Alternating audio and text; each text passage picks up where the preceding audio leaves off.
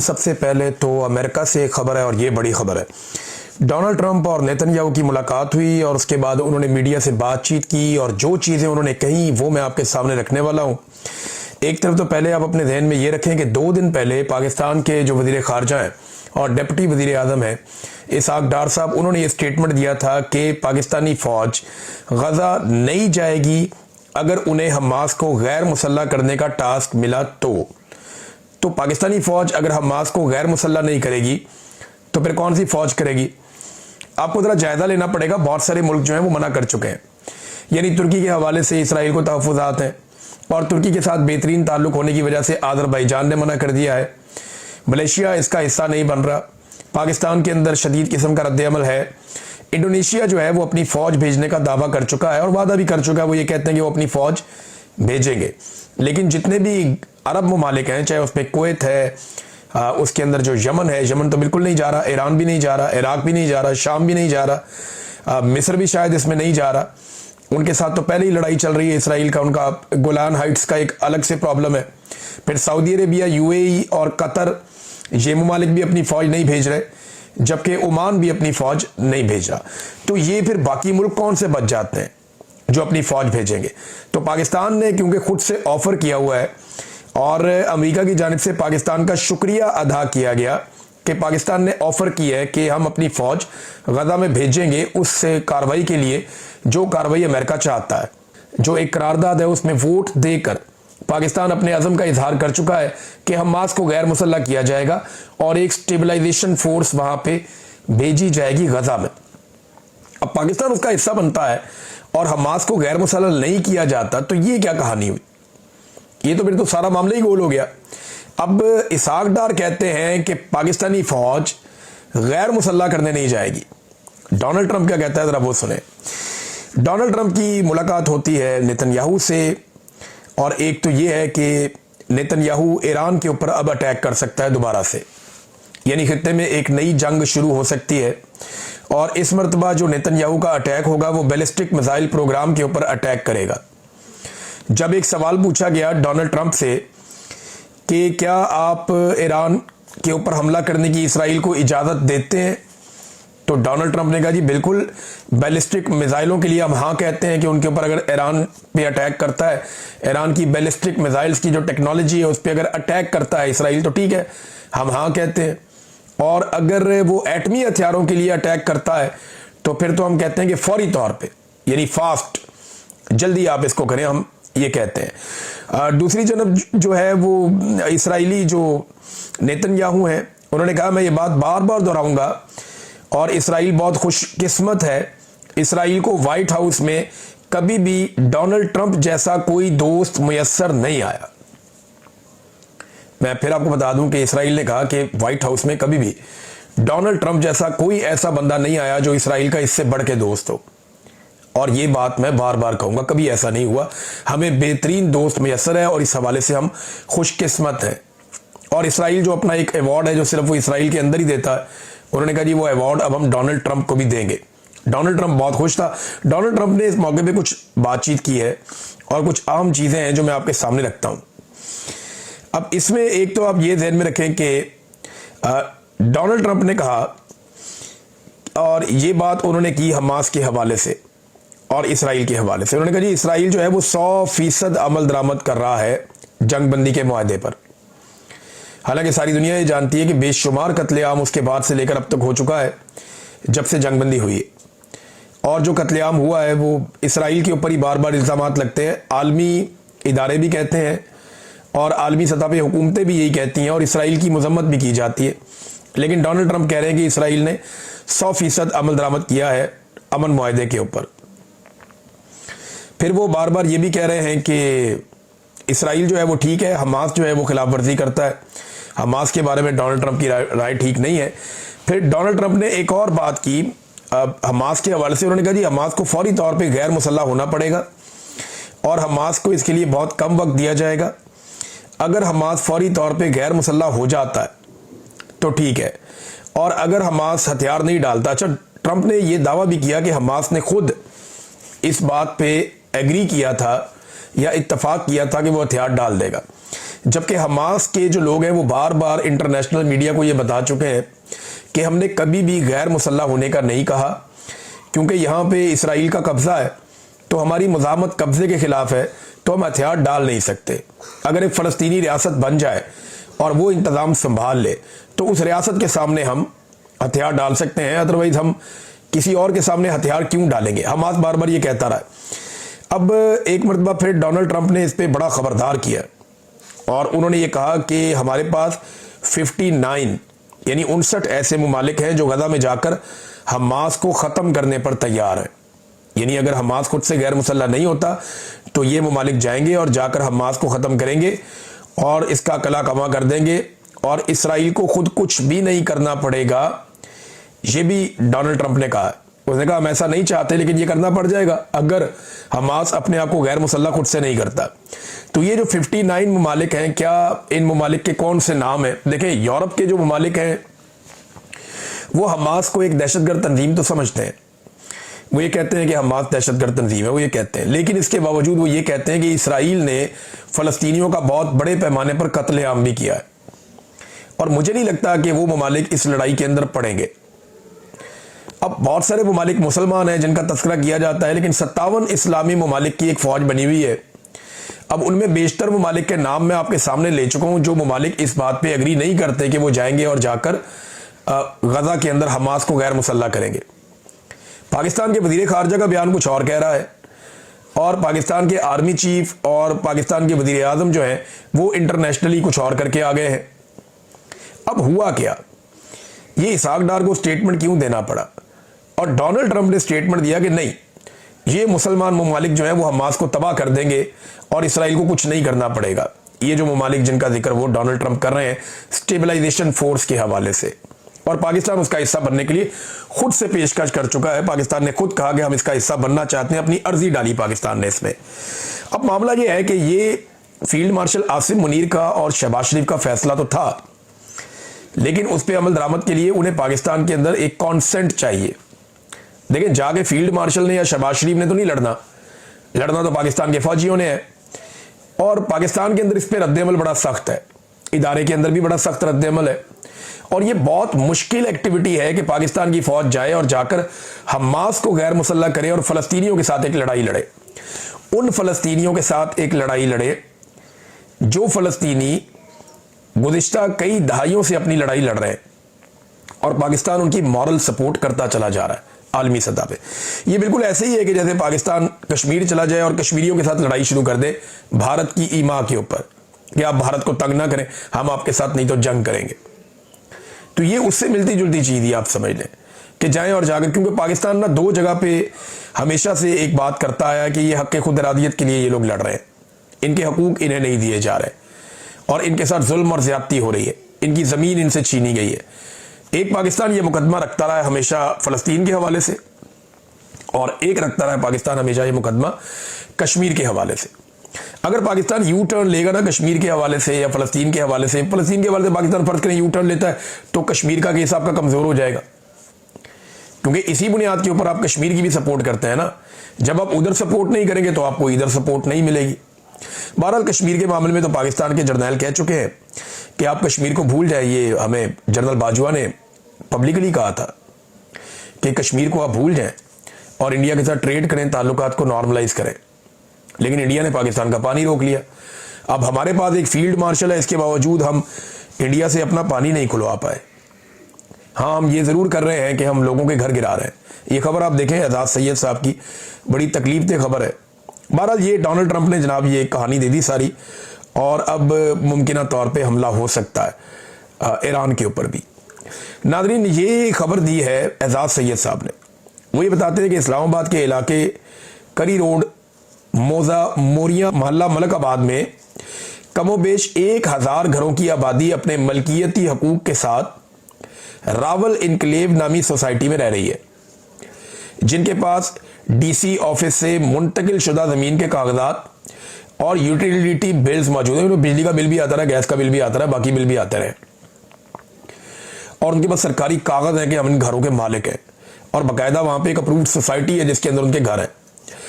अब वो ये कह रहे हैं कि डीएचए इस आबादी के करीब पहुंच गया है। ये डिफेंस हाउसिंग अथॉरिटी, ये भी फौज का एक ज़ेली अदारा है। अब डीएचए इस आबादी के करीब आ गई है। कीमती ज़मीन को खाली कराने के लिए federal employees government housing authority मुतहर्रिक हो गई है और 2 घर गिरा दिए गए हैं। बाकी को कल 12 बजे तक का वक्त दिया गया है। एक तरफ डीएचए की ताकत है और दूसरी तरफ ये कमज़ोर लोग हैं, यानी तवज्जो हमारी इसी तरफ रहेगी, कारोबार की तरफ ही रहेगी। देखें ना, अभी एक खातून ये कह रही थी कि ये फील्ड मार्शल के लिए फतूहात का साल है। 2 घर तो फतह कर लिए रातों रात, बाकी घरों को अल्टीमेटम दे दिया गया है, कल 12 बजे तक का उनको भी फतह कर लिया जाएगा।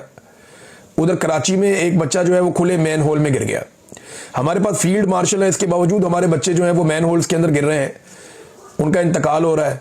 वो फिक्सेड वाले वहां पे गए, जाके उन्होंने कहा जी हम गटर में ढक्कन रखते हैं, तो पीपल्स पार्टी के जो कारकुन है वो उनको पड़ गए आगे से। उन्होंने कहा जी आप पीटीआई के लोग हैं, आप क्यों ढक्कन रखने आए हैं, आपको हम ढक्कन रखने नहीं देंगे। और उन्होंने ढक्कन रखने से मना करके लड़ाई करके उनको वहां से भिजवा दिया। अब अंदाजा करें, आपके फिक्सेड के लोग आए, उन्होंने आके कहा जी हम ढक्कन रखेंगे। ये कहते जी आपको ढक्कन हम रखने नहीं देंगे और खुद हम रखेंगे नहीं।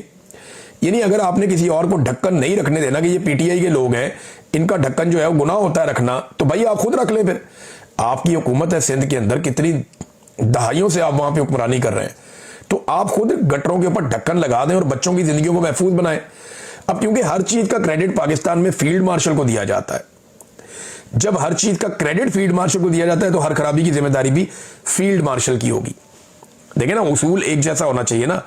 अगर शहबाज शरीफ, जरदारी, सारी पॉलिटिकल पार्टीज, इनकी जमात के वुज़रा, सारे लोग मिलकर अगर हर चीज का क्रेडिट फील्ड मार्शल को दे रहे हैं, तो फिर एक बात याद रखिए, हर खराबी का क्रेडिट भी फील्ड मार्शल साहब को ही जाएगा। क्योंकि ये नहीं हो सकता कि मीठा मीठा हप हप, कड़वा कड़वा थू थू, ये नहीं हो सकता, फिर क्रेडिट भी जाएगा। मैन होल नहीं है तो फील्ड मार्शल है हमारे पास, वो रिस्पॉन्सिबल है, मैन होल होना चाहिए था हमारे पास। पंजाब हुकूमत खबरें चलवा रही है जनाब कि ज़रई इनकलाब आ गया, मरियम नवाज लेकर आ गई। नवाज शरीफ और मरियम नवाज पंजाब में ज़रई इनकलाब लेकर आए। कौन सा ज़रई इनकलाब लेकर आए? गंदम का किसान इन्होंने रोल के रख दिया। वो गंदम जो आम शहरियों को 3800 से 4000 रुपए मन मिली, किसान से 2000 से 2200 रुपए मन खरीदी गई। यानी जब किसान ने बेचनी थी गंदम तो उसको सस्ता कर दिया ताकि किसान को पैसे ना मिले, और जब माफिया ने गंदम बेचनी थी तो उसको डबल कीमत का कर दिया ताकि माफिया अपना लगाया हुआ पैसा डबल कर ले। ये ज्यादती इन्होंने किसान के साथ की, और एक दफा नहीं, बार बार ये ज्यादती इन्होंने किसान के साथ की है। गंदम की फसल में नुकसान, मकई की फसल में घाटा, धान की फसल में घाटा, कपास की फसल तो वो तो हुई नहीं, बहुत ही बेड़ा गर्क फसल हुई, और वहां पे भी घाटा। सब्जियों के अंदर घाटा है, वो किसान उठा उठा के अपनी सब्जियां फेंकते हैं, कभी आलू फेंकते हैं, कभी गोभी फेंकते हैं, कभी और कोई फल फेंकते हैं, सब्जी फेंकते हैं। माल्टा और किन्नू के जो काश्तकार है उनका बेड़ा गर्क कर दिया पकड़ के। और गन्ने के किसान के साथ जो इस मरतबा ज्यादती की गई है वो तो कई सालों का इन्होंने रिकॉर्ड तोड़ दिया है। तो किसान को तबाह बर्बाद करके ये कह रहे हैं हम ज़रई इनकलाब पाकिस्तान में लेकर आ रहे हैं। ऐसे ज़रई इनकलाब नहीं आता। पाकिस्तान टेक्सटाइल काउंसिल ने बताया कि टेक्सटाइल इंडस्ट्री की बरामदात में मजीद 14% तक कमी हो गई है। ये लगातार पाकिस्तान की बरामदात कम होती जा रही है। बड़ी बड़ी टेक्सटाइल मिलें बंद हो रही। 144 टेक्सटाइल मिलों के बारे में बताया गया चंद दिन पहले, जो बड़ी वाली थी वो बंद हो गई। अब वो कह रहे हैं जी हमारी एक्सपोर्ट्स के अंदर कमी हो रही है, 14% मजीद गिरावट आ गई है। हमारे पास फील्ड मार्शल है, लेकिन इसके बावजूद हमारी जो टेक्सटाइल की बरामदात हैं वो लगातार पाकिस्तान की कम हो रही हैं, जो एक बड़ी तकलीफदेह बात है और ये नहीं होना चाहिए। नाज़रीन, फौजी फाउंडेशन नफा में है, यानी मुनाफा कमा रहा है। बीबीसी की एक रिपोर्ट है कि फौज के ज़ेरे निगरानी चलने वाले जितने भी उनके इदारे हैं कारोबारी, वो मुनाफे में जा रहे हैं, पाकिस्तान खसारे में जा रहा है। हालांकि पाकिस्तान के ऊपर जो है वो फौज ने ही ज्यादा वक्त हुक्मरानी की है। और मजे की बात यह है कि फौज के सारे कारोबार मुनाफे में है और पाकिस्तान जो है वो खसारे में है।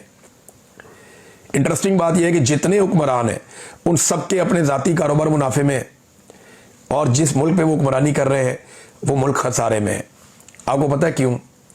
क्योंकि ये सारे अपने कारोबारों को तहफ़्फ़ुज़ देने के लिए और अपने कारोबारों को चलाने के लिए पाकिस्तान का नुकसान करते हैं।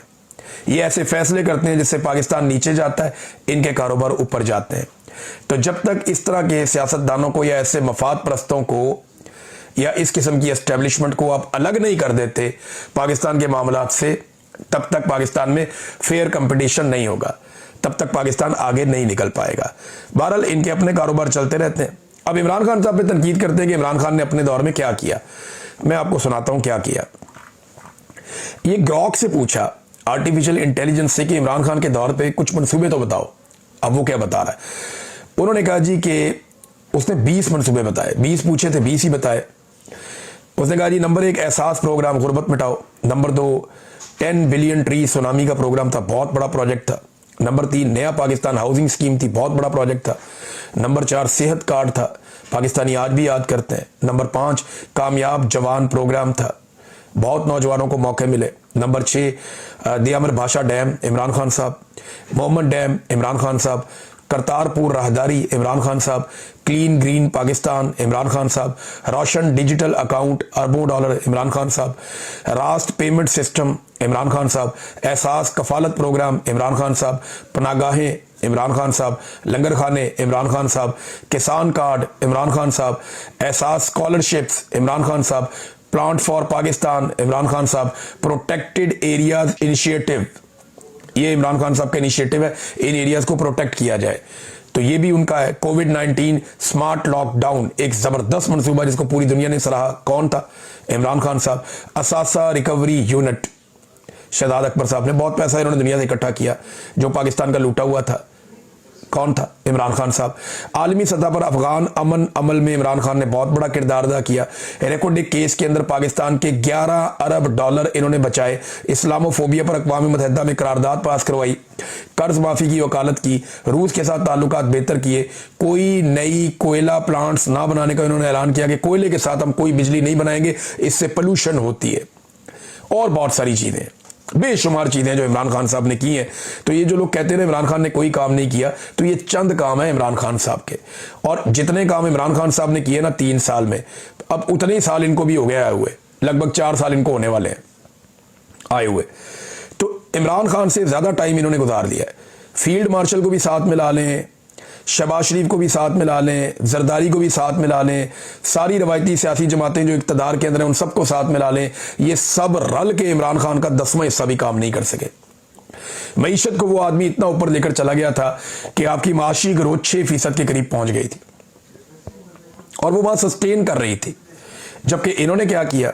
इन्होंने हर चीज का बेड़ा गर्क कर दिया आने के बाद, और सत्यानाश अभी तक पाकिस्तान में उन तमाम चीजों का जारी है। अब मरियम नवाज ने कहा जी पंजाब में बसंत मनानी है, तो मना ले बसंत। इनको बसंत पे पाबंदी लगानी पड़ जाएगी। उसकी वजह यह है कि बहुत सारी जगहों पे जो सबसे बड़ी डिमांड आएगी वो इमरान खान के फोटोज वाली पतंगों की आएगी। सबसे बड़ी डिमांड आएगी वो पीटीआई के झंडों वाली पतंगों की आएगी। सबसे बड़ी डिमांड जो आएगी वो कैदी नंबर 804 वाली पतंगों की आएगी। ये बात तमाम लोग ज़हन में रख लें। ये बसंत मनाएंगे, जिस पाकिस्तान तहरीके इंसाफ के झंडे को ये आज तक लहराने नहीं दे रहे, आपको हर छत से, हर जगह से, हर मोहल्ले से पाकिस्तान तहरीके इंसाफ की पतंगे ही नजर आएंगी।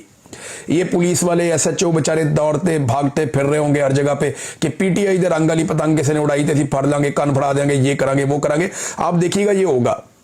ये नवाज शरीफ की शक्लों वाली पतंगे मुफ्त बांटेंगे, ये मरियम नवाज की शक्लों वाली पतंगे मुफ्त बांटेंगे और आपको लोग दिखाएंगे उन पतंगों को फाड़ते हुए और फेंकते हुए। लोग इमरान खान की शक्लों वाली पतंगे उड़ाएंगे, लोग कैदी नंबर 804 वाली पतंगे उड़ाएंगे, लोग पीटीआई के झंडे वाली पतंगे उड़ाएंगे, और आप ये देखिएगा कि पतंगे उड़ेंगी कैसे। इन्हें बसंत पे हमेशा के लिए पाबंदी लगानी पड़ जाएगी। जो इनके साथ होना है बसंत वाले दिन, वो मैं आपको पहले बता देता हूं। अब वो पुलिस वाली जो है शेर बानो साहबा, वो बजिद है कि जनाब डॉक्टर साहब जो है वो मशहूर होने के लिए ऐसा कर रहे हैं, मेरे ऊपर इल्जाम लगा रहे हैं। तो डॉक्टर साहब को मशहूर होने की क्या जरूरत है? वो इतने बड़े सर्जन है और आपकी उनके सामने औकात ही कोई नहीं है। आप एक छोटी सी 3rd क्लास पुलिस ऑफिसर हैं, एक नॉर्मल पुलिस ऑफिसर। वो डॉक्टर है भाई, वो बहुत पढ़ा लिखा आदमी है, बड़ा ज़हीन आदमी है, वो इंसानों की जान बचाता है। आपकी इज्जत अपनी जगह पे है, लेकिन आप एक सरकारी मुलाजिम है जिसको कौम तनख्वाह देती है नौकरी करने की। आप में और डॉक्टर की इज्जत में बहुत फर्क है।